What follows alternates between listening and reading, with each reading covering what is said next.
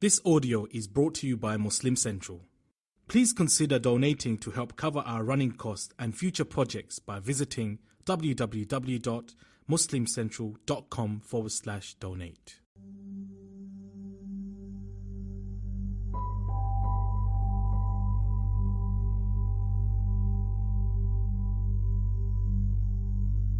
Recently, I've been thinking about poverty, but not the typical kind, the internal kind.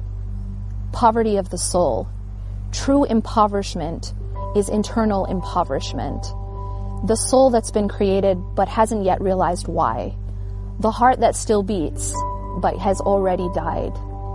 Few people would ever want to fall, and no one likes to drown.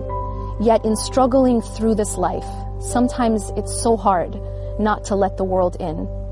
Sometimes the ocean of dunya enters our hearts, and just like the ocean that enters the boat, it shatters our hearts, it breaks our hearts, it owns our hearts.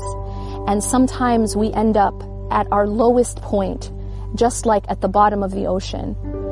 And when we're there, we feel like it's the end. And that's the thing about the bottom of the ocean, no light enters it. But when you reach that point, you're faced with a choice. You can either stay there until you drown, or you can gather pearls and rise again, becoming stronger from your swim and richer from your jewels. If you seek God, He can rebuild your heart, rebuild that ship. He can transform what was once your greatest weaknesses into your greatest strengths, and can become a means of redemption. Because see, that's the amazing thing about tawbah and turning back to Allah. We're told that it's a polish. So not only does it clean, it actually can make the heart even more beautiful than it was before it got dirty. If you seek God, He can replace the darkness of the ocean with the light of His sun. Yet how can we get there when we're faced and we live in a world that is constantly bombarding us and commanding us to worship other things, to love other things as we should only love God?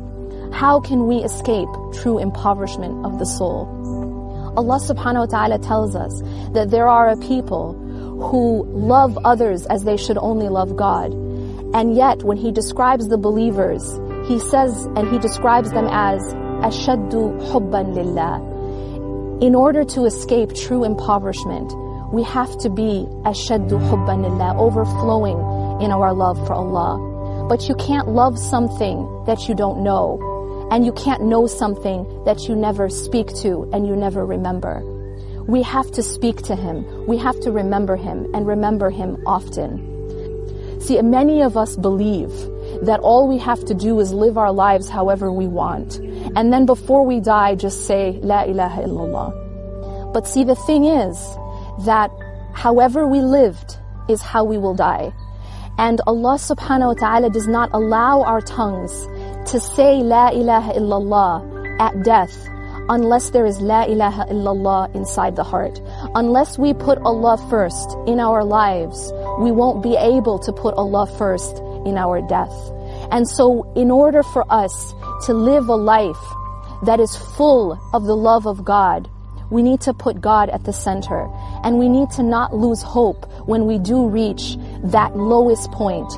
And we ask God throughout our lives that every time we slip, to allow us to come back and to stand back up and to rise. If we do that, then and only then will God allow our tongues at the time of death to say La ilaha illallah. We bear witness that there is absolutely nothing worthy of our ultimate love and worship and devotion except for God. Reclaim Your Heart was made available in part through social media by Islamic Relief USA. Sometimes the world begins to look dark, but there's one thing that brings light. Is when you help relieve a person's suffering and make their world brighter. In their darkest days, you sent food, water, and healthcare, warm clothes, and fuel to stay warm. You sent shelter, mattresses, and blankets. You sent relief, hope, and love. Thank you for working together for a better world.